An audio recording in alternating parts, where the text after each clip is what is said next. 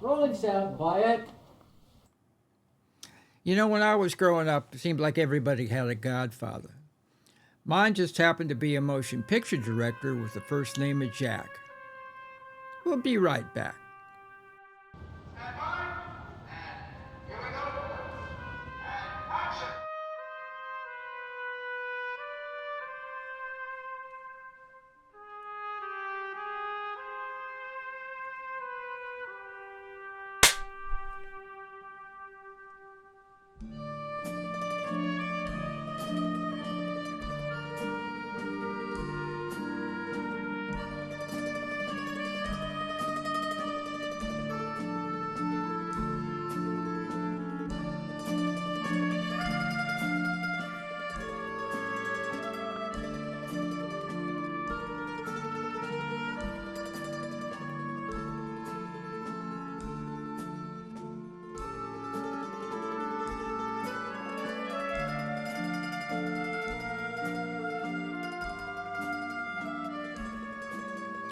I actually know very little about my godfather, John Jack English. I do remember that Jack and his wife Nina were very nice people, and also that they didn't have any children of their own. I remember them visiting the house on Sundays after church, the occasional holidays, and family events. This is the only time that I can remember having contact with them. They would always send me birthday cards with some money, and I also remember learning how to write thank you notes that were orchestrated by my mom. This is a picture of my christening in 1947. Here's Godfather Jack in the upper right hand corner. This picture contains a few other godparents, aunts, uncles that worked in the motion picture business, but that's a story for another day.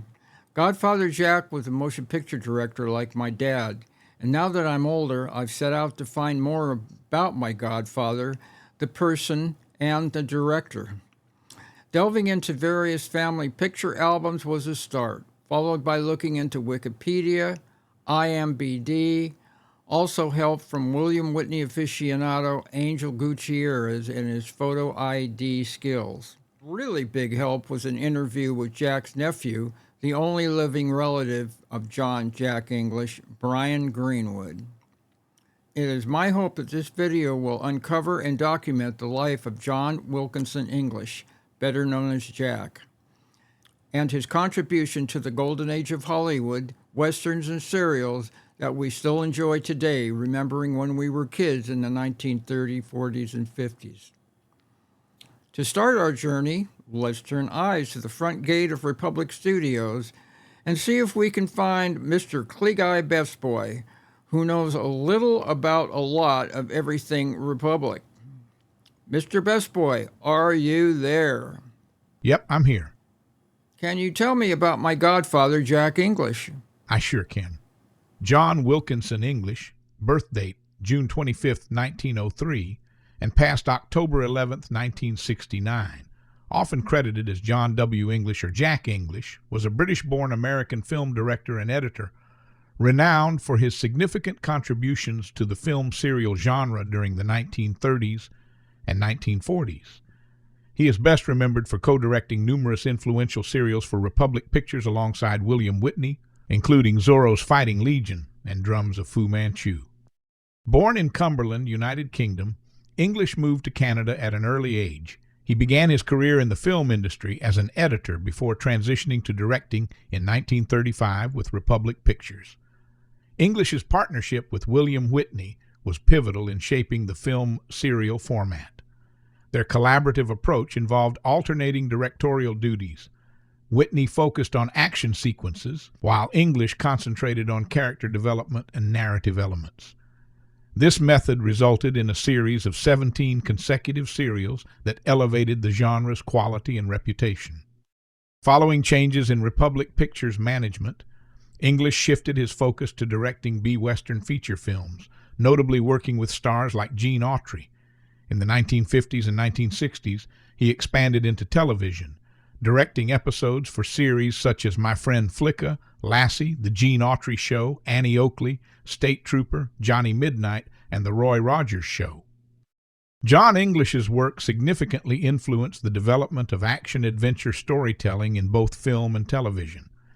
His dedication to treating serial material with seriousness and respect set a standard that distinguished his projects from others in the genre. For a comprehensive list of his works, you can visit his IMDb page. Well, thank you kindly, sir. You're most welcome. In the late 1980s and early 90s, my dad attended many film festivals, where attendees would always ask him about his film directing partner, Jack English. Here are a few clips from the Knoxville Film Festival. Jack English and myself worked together for years, and we used to go into the cutting room and we'd argue on who shot what. We both had the same technique. We used to talk about technique of shooting, of which we have done many times. He had a big sequence where a big water trip down into the cave set and washing the hero away, and so I'm over at the local bar across the street and having a drink at about 5 and 6 in the afternoon. Here comes Jack, and he looks beat, and I said, "How'd the big trip go?" He said, "Geez, it looked great until the rocks floated down the river." Jack English were directing serials together. How did you decide who would do what? How did you and Jack English decide who would do what on a serial filming day? It was very simple.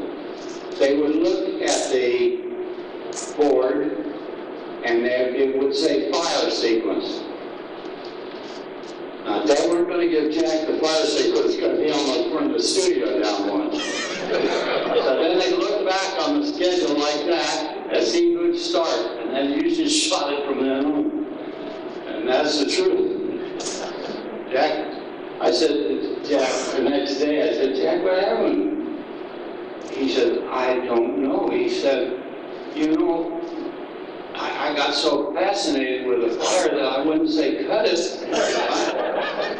And he said, and I hear sirens coming in, and he said, I look behind and here's all of the fire engines from all of them. Now when you say fire in Hollywood, you mean those sets are like a big explosion waiting to happen. When there's a fire studio in Hollywood, every fire station within 5,000 miles responds to it. Literally, those sets in the back, the fronts of this and then in back is all wood. And that wood has probably been there since the original Hunchback of Notre Dame serial at Universal. And at Republic, that set had been there, that had been built during Senate. Senate started that Western Street, and all we did was add to it. So Jack, he said, and after it was all over, he said, I felt with shooting in the wrong direction, I should have turned around. The fire engines coming in were more exciting than the fire. So that's the way the serials were determined, that from the fire backwards, who started the picture. Here's some more facts or information about Godfather Jack that I thought I'd pass along. His first job in the motion picture business was 1926. He started as a film editor splicer, and the film was called Exquisite Sinner at MGM Studios. How he got the job is still a question. His editing career lasted 40 credits, and the last as editor being in 1936. Fact, we know that many good directors came out of the cutting room, and he's one of them. His IMDb shows 93 movies and 48 different TV series. My dad only did 37. Jack's first directing job was 1936. He first worked with Dad in 1937 on a Republic serial called Zorro Rides Again. And just after that, back to back, they did the Lone Ranger serial together that same year.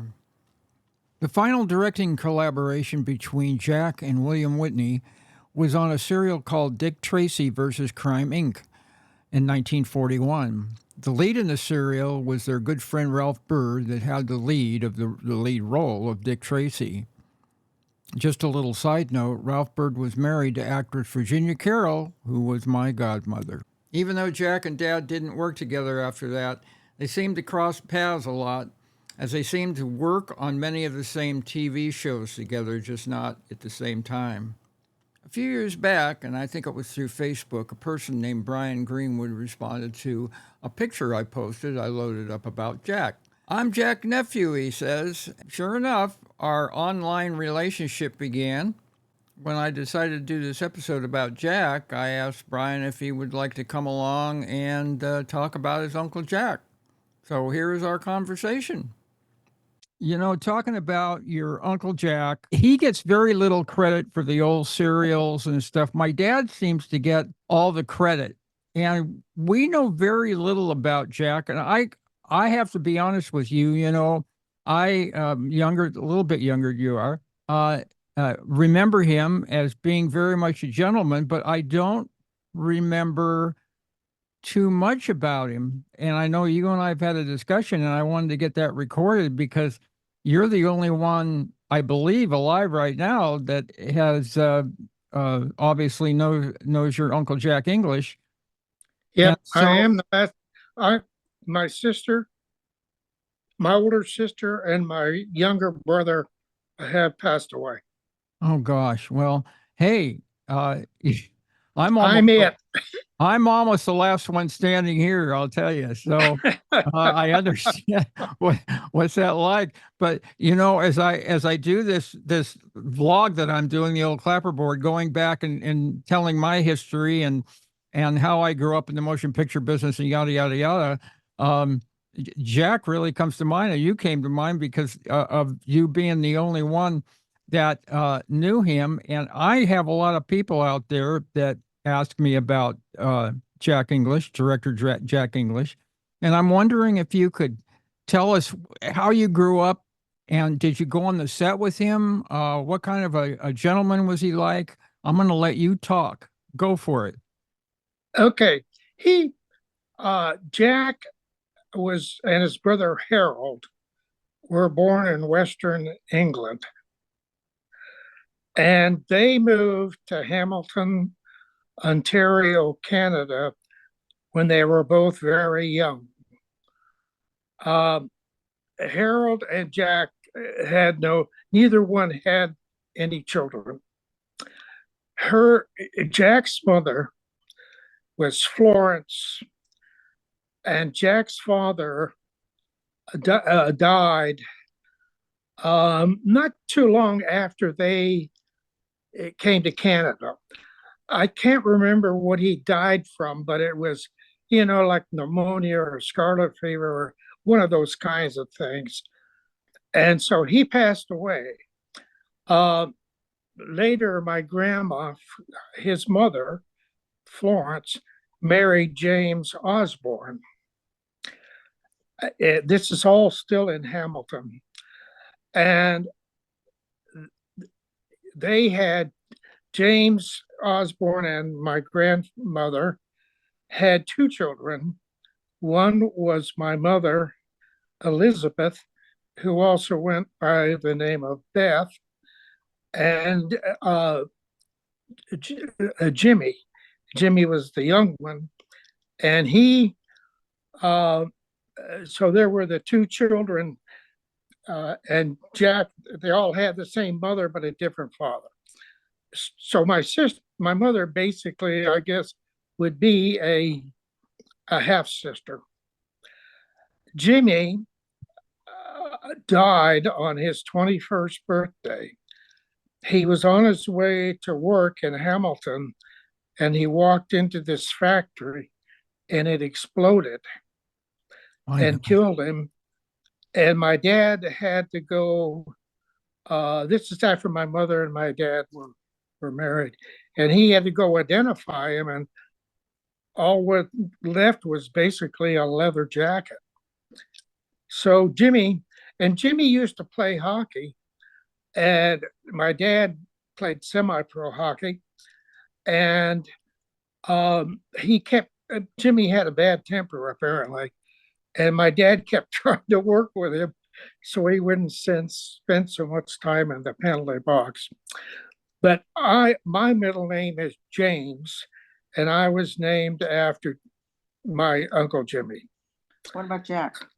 And my grandfather. Wait, did Jack play hockey too? Your dad? No, not that I know of. So your dad was older than Jack, was he?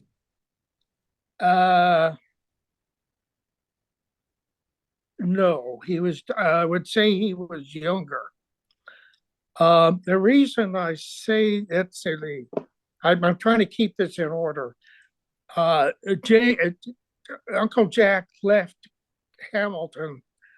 I'm guessing when he was early 20s, maybe, and he went out to Hollywood. And then I guess at first he was a editor, film editor. Right. Did And he go then to school in Canada? Did he go to school at all in Canada before he he moved? went to school in Canada, yeah. Hmm.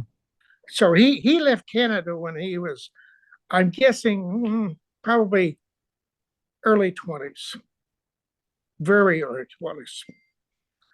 So then, and the way it's kind of a strange thing, the way that my dad met my mother was through Jack. My dad was playing hockey at an arena in Lake Arrowhead. And somewhere along the line, he met Jack. Then my dad had a young brother named Jackie who was probably 10, 12 years old, I guess. And he died. And my dad told Jack that he was going back to Hamilton to the funeral. And Jack said, well, when you're there, why don't you look up my sister, which became my mother. Oh, I'll be done. And so, and it turns out that both the Greenwood family and the Osborne / English family knew each other. They had small grocery stores, and in some of the families, the Greenwood family, they were in the business of supplying food to the ships that came in to Hamilton, and they would, load up and then head back out to wherever they're going to go. So, but it turns out that the Osbornes and the Greenwood family knew each other. So my dad, went to the funeral. My mother went to the funeral, and they ended up getting married. So Jack was kind of responsible for them meeting. So what do you remember? How early do you remember Jack after you were born? And did you get? I know that you moved out here to either you were born or you moved out here to Southern California, because I know you used to live in San Diego. Did you ever go to the studio with Jack? Do you know Yes. how he got what studio well, we all know he worked for Republic, but I think he probably worked for Mascot before that. Yeah. Well, tell us what you remember about Jack. Okay, we moved. My sister and I were both born in Canada, and my mother kept getting, who was Jack's sister, she kept getting pneumonia and other things like that. And the doctor said if she doesn't get the hell out of Dodge, she's going to die. So she went and visited Jack the year before we left Canada. So she got to see what Southern California was like. And my dad played hockey out there back in the 1920s, and he knew what it was like. So they decided to move to California. Now, one little odd thing about this is we had back then, and this was 1947 when we moved to Escondido. My aunt Lorraine in Escondido sponsored us. And Aunt Lorraine was married to the brother of Jack's father. How odd is that? I'm shaking my head on that one. Huh? And both those brothers died at an early age. I think one of them was involved in mining, but I don't know for sure. So anyway, we moved to Escondido in 1947. We drove all the way out there. My mother was pregnant with my brother Rick, and so when we got there in July, and he was born in September. But back then they didn't have air conditioning in the car, and I can imagine with my sister and I in the back seat, and Mom and Fred, we must have driven her crazy. But anyway, some of those memories, huh? You know how we were all named JD. We were all 9 years apart. My sister was 9 years older than me. My brother was 9 years younger. Wow. So when we left Canada, I was 8 and my sister was 17. So it ended up, so we moved to Escondido. And then we started going up to Hollywood to Jack's place almost, I guess, within a year after moving to Escondido. So we would go up there a couple of times a year. So obviously I had been born, I was born in 46. So you were about 9 years old when I was born, maybe 8 or 9 years old when I was born. Yeah. And when did Jack marry Nina? I don't know. She they didn't have any children. Right, I know that. I don't know when it was. Nobody ever told me. So what do you used to go up to Hollywood? What did you ever get to go to the studio? Did he take you to the studio? Did he take you on the set? Because he was he did took so me many on one of the sets stuff, and I know that he was an editor like Dad and started working about the same time as Dad did as a director. Yeah, he took me. Oh God, I can't remember the name of that show. Anyway, I went on the set with him one night, and he showed me, a lot of the stuff that they did. And also, when I would go up there, he had like a library, and we would sit in there at night, and he would tell me how they did some of this stuff. And a real shame was when he passed away. He gave me his whole library, but like a dummy, I never got up there to get it. Oh gosh. And yeah, because he knew I read a lot. I always have, and I used to probably sit would have there. had some old scripts that people would love to see too. Yeah, Probably be worth a lot of money today. Yeah, but we used to go up there, and he had a pool, and then he had this actually it used to be a chicken coop, and he remodeled it into a pool house, and I would stay in the pool house, which is cool at my age. and I would sleep there, and and it had a bathroom and all that. Yeah. And in the morning, I walk out the door, and 5 feet in front of me was the pool, so I just go jump in the pool. And also, my mother was really good friends with the fellow that played Dick Tracy, Ralph Bird. Ralph Yeah. Bird. Ralph Bird was Ralph Bird's wife. Yes, And was my was my godmother. oh, really? Yeah, and so Ralph became an uncle. Yeah.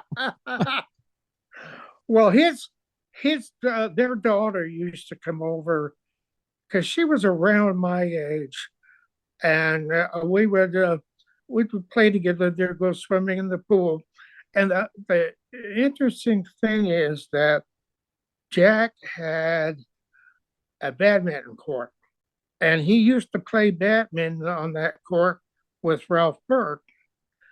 And I was told this. I can't fully substantiate it, but that when Ralph Bird died, Jack never played on that court again.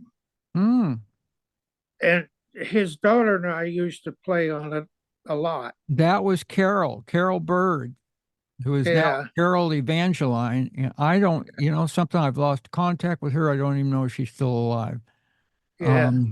But And we think you and I had a conversation one time that we might have met. The well, you know last, what? I'm sure we did at some family gathering or Ralph and Virginia Carol. well, I used to call her Duty.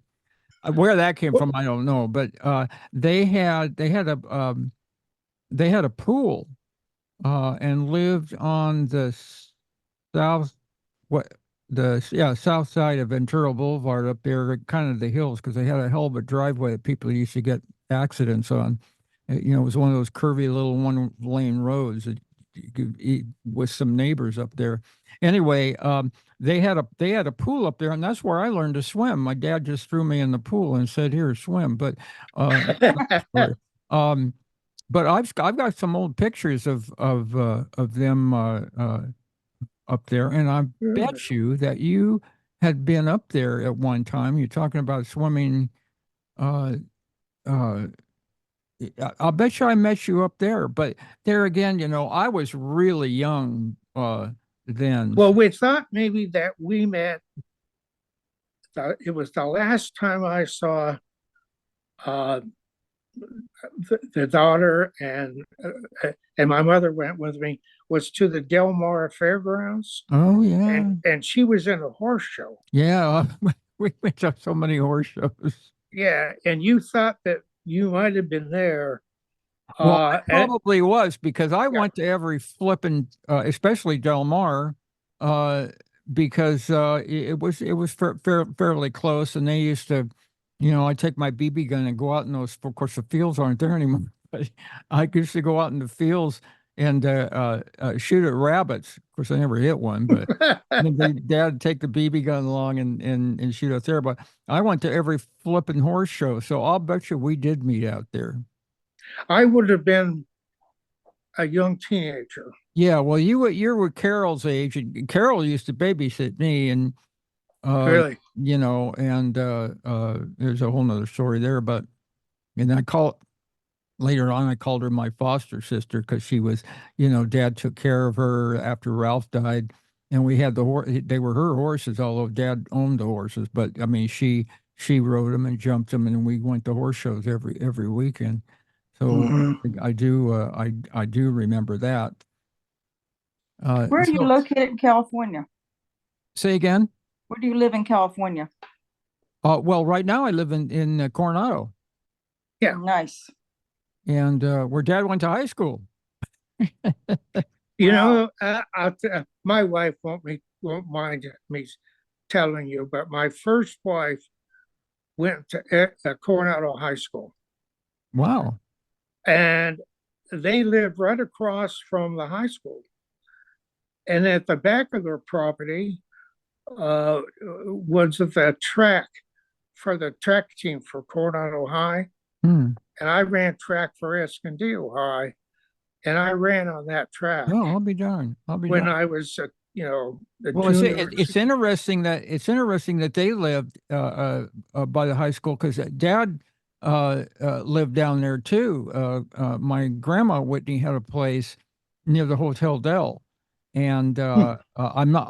I don't. I was shown it a long time ago, and it's not there anymore. And but I know it was kind of between the Dell and the high school where he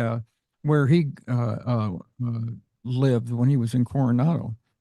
So I'm wondering, they probably knew each other, maybe. Who knows? Small world, isn't it? Yeah, small world. Brian, do you remember anything else about Jack in the studios? You got any other stories to tell that you might? I know. I never was up there when he had any parties, but I was told that whenever he had, some folks over, they were the technical people in the business, the cameraman and the. Jack was complete. Let me ask you a question though. Did he like to be called? Did you call him John or did you call him Jack? Because I know Dad used to call him Jack, but he's billed as John English. He was Uncle Jack. Uncle Jack. So he's basically was, like my dad. Everybody called him Billy. So anyway, yeah, interesting. This stuff. But I know Dad kind of hung out with the stuntman and the construction workers, and I guess Jack hung out with the lighting and the cameraman. Kind of. Yeah. That's kind of interesting. Jack always wore. He was always dressed really nicely. Had on slacks and a nice shirt and white shoes. I remember that. And Dad would work in jeans, a white shirt, and jodhpur boots. And I don't know what kind of car Jack drove, but Dad drove a pickup. Well, he drove in the beginning.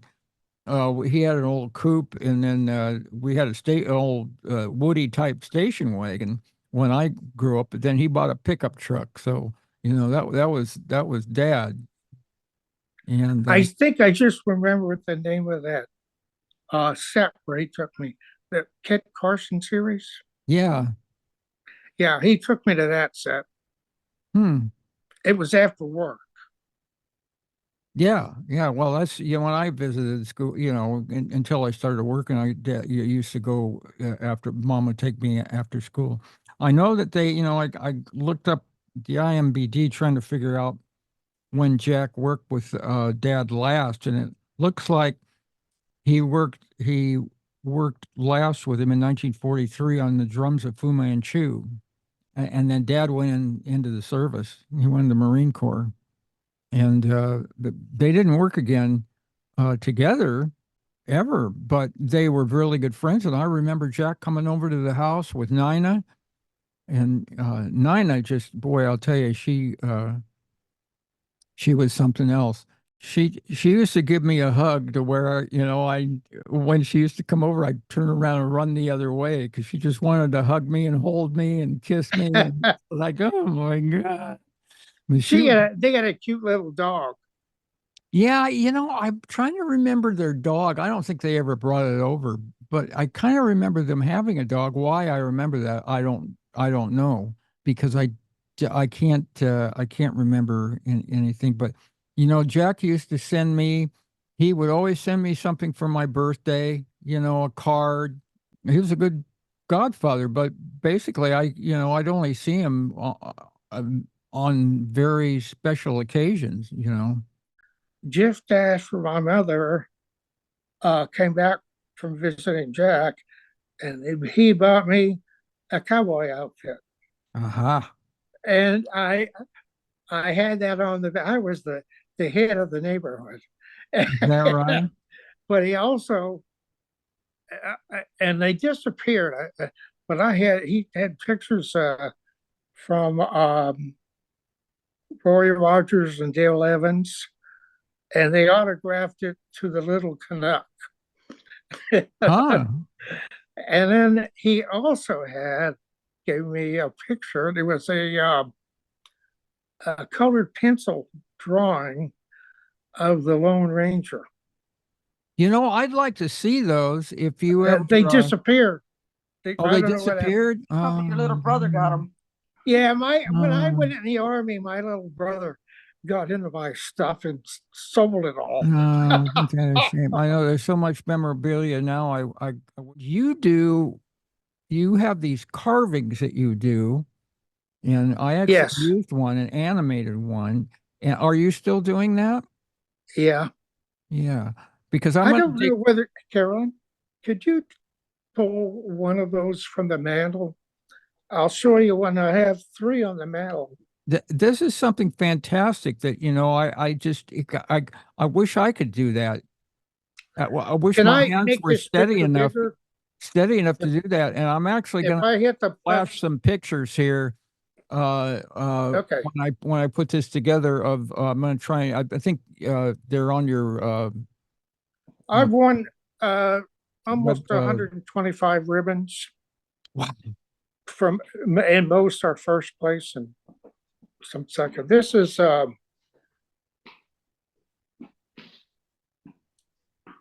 Hold it back. Oh my God. Oh. Hold it back a little further because the camera's really so we can see the whole thing. You've got some pictures of these on the internet, don't you? Yes, he does. Let me turn it around. You see it now? Wow. So do you at the local county fair, is that where you show them off? Sometimes. well, yeah. I used to. I went to a lot of wood carving shows, and What happened? I had pushed that button, and I did some teaching wood carving for beginners, and I did. I was featured in one of the our church's craft show.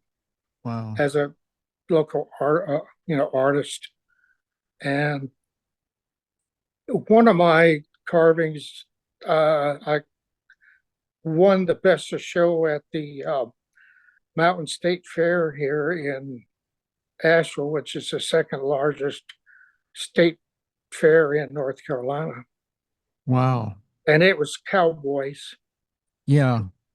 I had a cook cooking biscuits and bacon and beans and a couple of cowboys eating. Ones that I use that one. I call them Chief Greenwood. I use that one in a couple of Lone I Pines saw that and animated that. I'm gonna get back to doing that. I keep telling myself I'm gonna get back to doing something with Chief Greenwood. Yeah.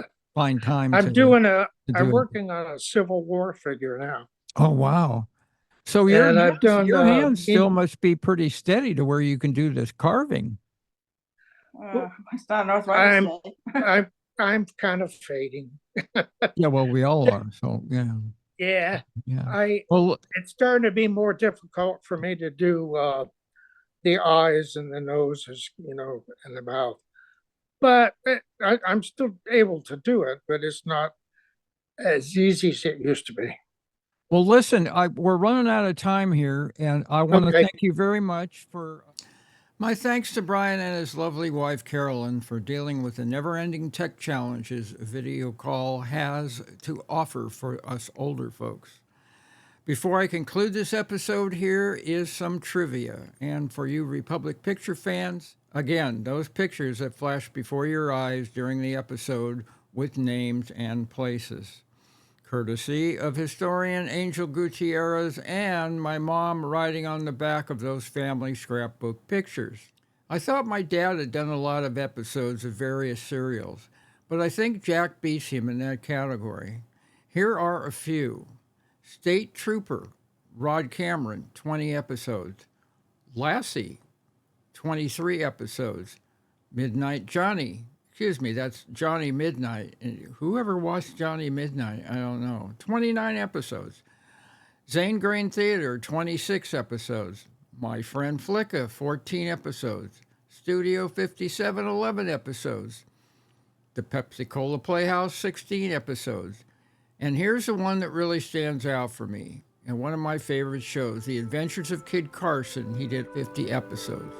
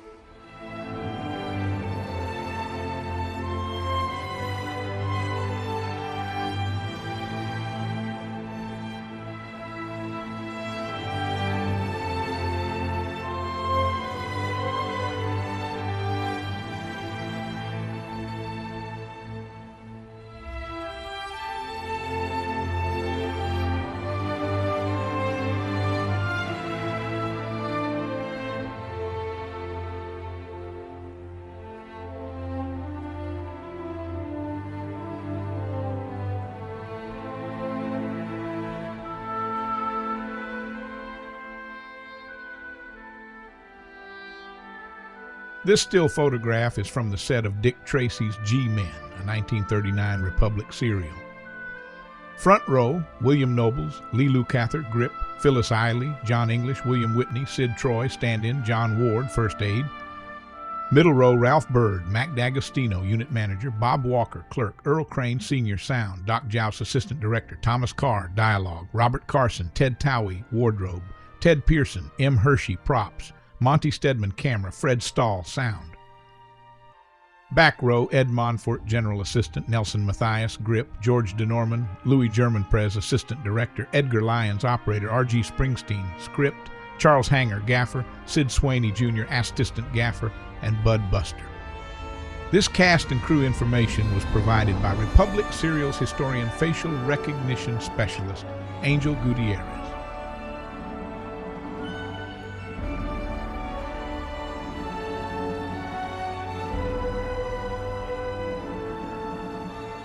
I am Yappity Dave.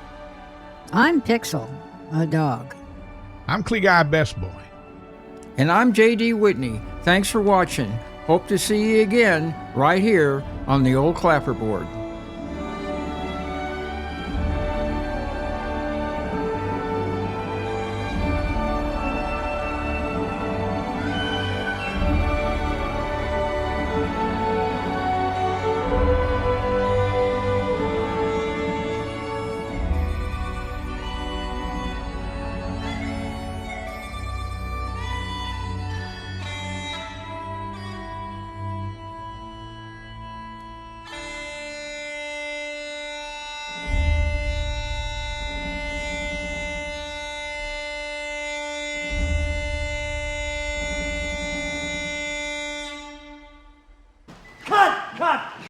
Okay, that's a wrap.